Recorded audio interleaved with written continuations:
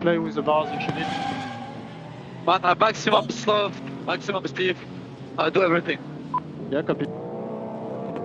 Well, a spin there from the number 60 Mercedes, the yellow car of Andrew Gilbert, and that split the difference here. And the one who lost out was Loic Duval, got first to the scene of the incident and lost more ground. And Darren Turner, sometimes being the hunter is hard, but being the hunted is often much harder. Yeah, absolutely. I always prefer to be sort of hunting someone down and using them as the pace, but you can see this is a real drag race down into turn one here between the 5 and the Peugeot. Yeah, I mean, so that move's taken 3 corners to make that happen, hasn't it? It's basically, and it's still going on.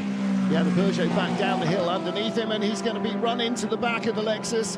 And that's how you use traffic, isn't it? You box in your rival. Watch the 6, though. That's given the 6 the opportunity to get on the back of the Peugeot. This run back up through the field from Laurens Vanthoor, and he now is given a little bit of light relief, if you like, to his teammate the 5 by putting the Peugeot under pressure from the rear. It's almost like lap 2 of the race. We just had an hour going by. Here comes the number 5 Porsche trying to go around the outside of Antonio Giovinazzi as Paul Di Resta has a little look at the back of Bourdais. Lock up from the Porsche of Julian Andlauer. Did he get through? I don't think so. Everybody else clean, and the 009 Aston Martin, 007 rather, trying to go by, no, he's 009, trying to go by the 83 Ferrari. That was actually, I think, Harry Tincknell under pressure from the 83, but it's all sorts of action happening here. It's going to take a lap or 2 to sort it all out. 94 Loic Duval, the second of the Peugeots, attacking Andlauer and Giovinazzi. The Peugeot drivers with their tail up. And look at Paul Di Resta all over the back of Sebastian Bourdais' Cadillac for second place. This is perhaps the best position Di Resta's been in during a race. He looks around the outside, Darren, and that makes it the inside for the next corner. That's a good move. And now he's got the drive out of turn 11. As he goes up to turn 12, he's made that move happen, and the Ferrari now is getting underneath. So this could be a point where the Cadillac drops down to 4th. A bit of debris flying up there. I don't think it came off a car, rather from under a car, but the Cadillac struggling for traction up the hill. He's out wide. Giovinazzi giving him absolutely zero room to manoeuvre. He hangs on though, Bourdais, but he's not going to be quick onto the straight, and the Ferrari will be right in the tow. Will Stevens leading the restarted race after half a dozen laps of safety car. Here's the battle for third. Antonio Giovinazzi's Ferrari on the inside of Sebastian Bourdais. Bourdais was second at the restart at the end of lap 1 of the fresh race. He is down to third, down to 4th now, and behind you can see another of the Ferraris moving up. That's the number 50 car. Nick Nielsen went by René Rast in the number 20 BMW. Watching side by side, Aston Martin Alpine this time, and then in the background, the Cota trying to go around the Proton Porsche, and the Aston Martin to the outside of that. And 007, I think they're both catching 007, Harry Tincknell they are, and so that's 2 places made up by Nick de Vries. He got by the 99 and 007 in that one move down the straight. All the BMW on the inside. Ahmed El Harty having a little run at Ben Keating, and that's slow Keating. And here on the straight, this time, Darren Turner, this is Al Harty with the head of steam that he wanted. Yeah, last time round, even though the BMW sat in the Corvette's toe, it looked like the Corvette just had a little bit, even now it's starting to come back a little bit. It just had a couple of kilometres an hour quicker. The Aston behind's getting a great double toe off the pair of them, but the BMW is making that move into turn 1. Actually quite a clean move at that point. Yeah, he had that advantage in traction coming onto the straight and didn't want to give it away. Ian James was sort of not quite deciding which one to support there. Could have gone the inside channel. That would have helped Al Harty. Might have helped him as well. Bel Keating drifts a little wide in 3. Ian James almost overlapping around the outside. There's Yasser Shaheen with the white and blue BMW as well. And a little wobble from the Corvette, from the Aston Martin. And the BMW moves up. And this is, we talked about earlier on, if you try a move and it doesn't work, you lose a place. Contact with Shaheen there on Ben Keating. But that's compromised into Ian James, who's alongside 3 wide into the corner. Can't make it all through there. I think it's going to be 4 wide by the time they get down to turn 10 there. Yeah, Tony McIntosh was conservative early on, but I think he wants to make some places back up. Don't forget the number 10 car started on pole. Rubens Barrichello on the left, Eduardo Barrichello on the right. Watching that, it was Eduardo who claimed pole position after Tony McIntosh had put the number 10 car into the lead group. And 21, Francois Heriot going ahead of Ryan Hardwick. Hardwick, the points leader in 9th, and he is now being caught by Celia Martin in the other car run by Manthey, and that is the Iron Dames car. They're up to 10th from 17th on the grid. And that is for that 3-car incident with the 83 car, and the significant damage for 83 is a real championship changer. With 009, this isn't going to be 2 for the price of 1, but he is going to get by Loic Duval. Loic in that Peugeot, also closing in on the Porsche of Julian Andlauer. Yeah. And Sorensen, I'm sure, does it. Am I? No. It's not over yet. There was a bit more of a, on the way out. Bit of a bit more traction on that initial sort of application of power, so it wasn't a done deal until we got to turn 3. Yeah, Viking versus Gaul, and the long ship comes through, doesn't he? He's looking for another one with the Julian Andlauer's next target. He's on fire here.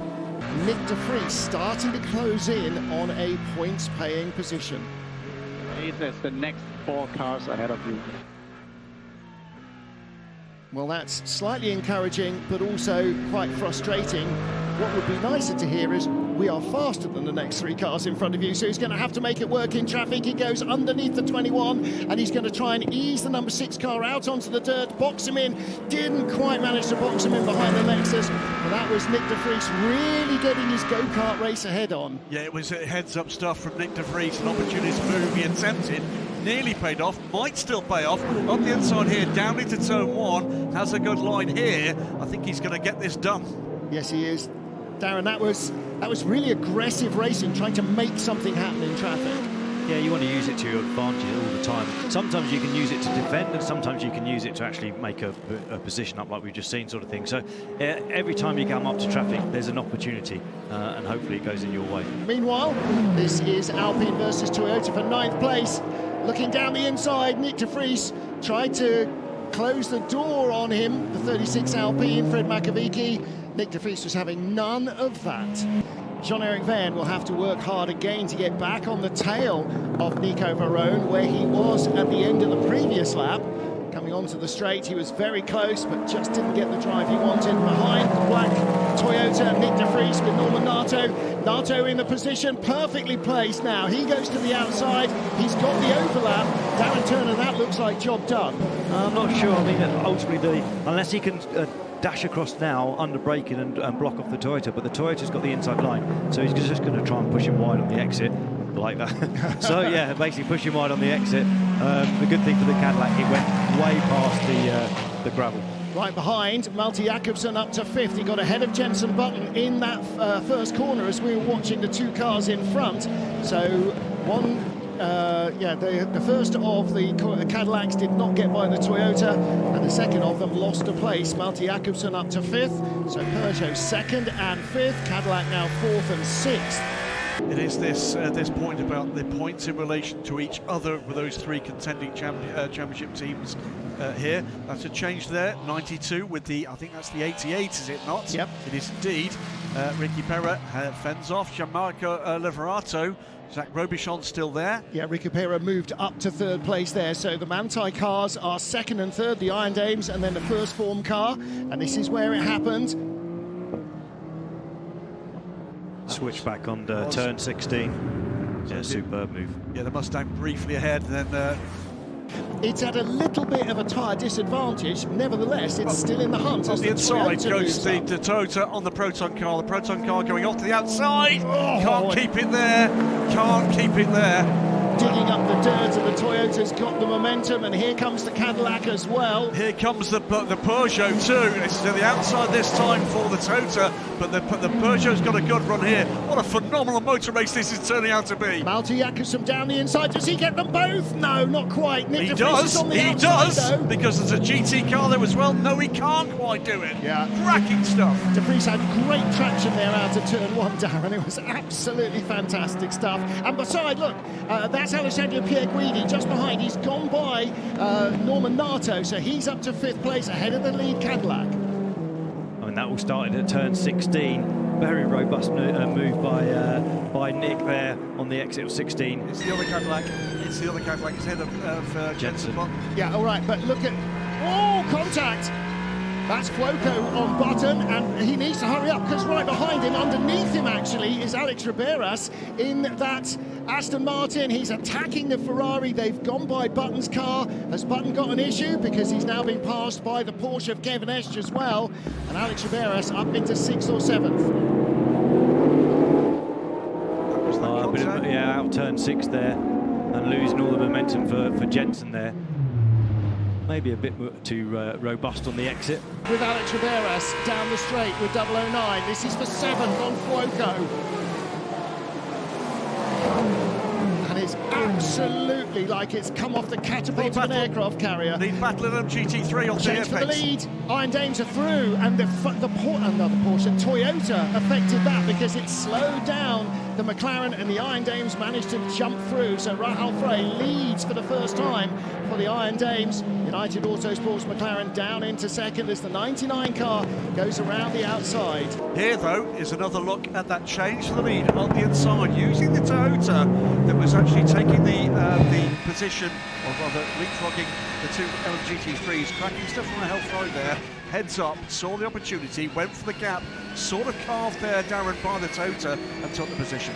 More traffic coming for this group, but this battle is also closing it up, making an even longer train, because catching this group, which is a moment tailed by Jensen Button, catching is Paulo in the first of the Alpines, the number 35, and the 007 Aston Martin hands of Tom Gamble. 99 car turned around, that's a real shame. Bahrain had it. He had sort of bad traction out of turn 11, and just enough room to get the nose of the Ferrari underneath him and then shut the apex. And the 51 car has been bumped down the order, and now 50 under pressure as well. The number 6 Porsche, Kevin Esche, bit between his teeth. If you think that Alex Riberas has got the bit between his teeth, Kevin Esche even more. He's going to go the other way round the 21 Ferrari, and he continues with that momentum. He's going to have to cut inside the Cadillac. The Mustang, he finds the room and he takes the place. Now then, can he clean through there? The next car through, the Cadillac, the Alpine, have both gone by the 51 Ferrari. So the Alpine moves up to 8th, the 51 Ferrari down to 9th. Jensen Button and Paulo taking advantage of that one. Is the damage to the 51? He's got the 007 all over him now. Let's watch this again. This is the 6 and the 50. You've got to have a lot of trust in the Ferrari GT car not to move, not to try and jig left, to try and open some sort of more space for the prototypes coming through. But what a pass! I just don't want to even imagine what those two GT drivers are thinking. I'm just going straight. I'm just going straight. There's Alessandro Pierguidi. There's 6. The elastic band between Kevin Esche and the front of the field has tightened up again, and it's 3 wide in LMGT3 for 7th, 8th and 9th place. 7th place is the Mercedes, or well, was the Mercedes of Lynn Hodanius, Finn Gersitz. He's just about crept by Finn Gersitz. And then Alessio Rivera behind in the 21 Ferrari, looking down the inside. Gersitz in the middle of the sandwich. And Gersitz in the Lexus is going to pick up a place as well, because the Mercedes drifts out a little wide. The Ferrari moves up 2 spots. That could be very important. Here's that 3-way battle, 21 on the outside here. Or is that 54? That's 54 on the outside. Davide Rigon now at the wheel, the man who took the checkered flag first in Austin, Texas. Getting dive-bombed on the inside by Augusto Farfus in 31. As we ride on board in 46. And Darren, that momentum carried the 46 past as well. Yeah, and the Ferrari just lost all the momentum by being pushed wide onto the curbs at that point.